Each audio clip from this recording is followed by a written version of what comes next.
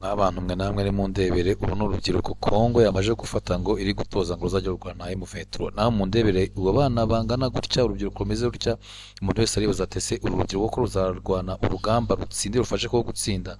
Aba rero n'abana rwose bamaze kumobiliza, ubu ngo batangiye imyitozo, bibarimo ngo ni imyitozo ya gisirikare, ngo batangiye ngo biteguye kujya kurwana urugamba. Ukibaza koko aba bana nimba bashobora kurwana urugamba bagatsinda M23 twese twabonye, undebere kweri kweri kweri kweri. Ibi kise kidakora amahanga yose arabyibaza nimba koko atari ugushora abana mu bibazo, bari gukusanya ibiryo byabo. Murabibona, dore uyu nguyu arimo aravuga ati twese turiteguye, ati maka tuzatsinda turwanye umwanzi. ariko uribaza birababaje kabisa. Iyi niyo myitozo ya gisirikare batangiye.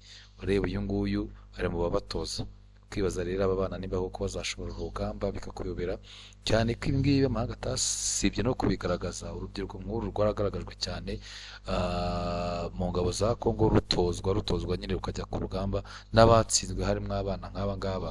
Urabona ko rwose icyizere nta gihari, ibintu byakomeye rwose. uribaza ngo ibintu bizarangira biti, intambara iragana hehe? Ariko nyine umuntu wese yibaza, agira agahinda aba bana b'abasore bagiye.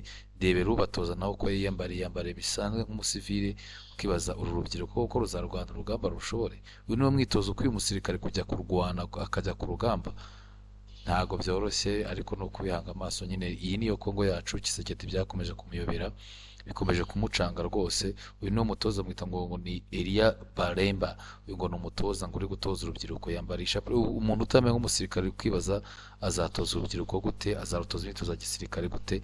Ubanza kuvuga icyo bakora kugira ngo gusa umuntu wenda amenye kurasa, wenda amenye gusohora isasu, ibindi yajya ku rugamba akirwanaho. Biteye ubwoba, biteye agahinda kabisa.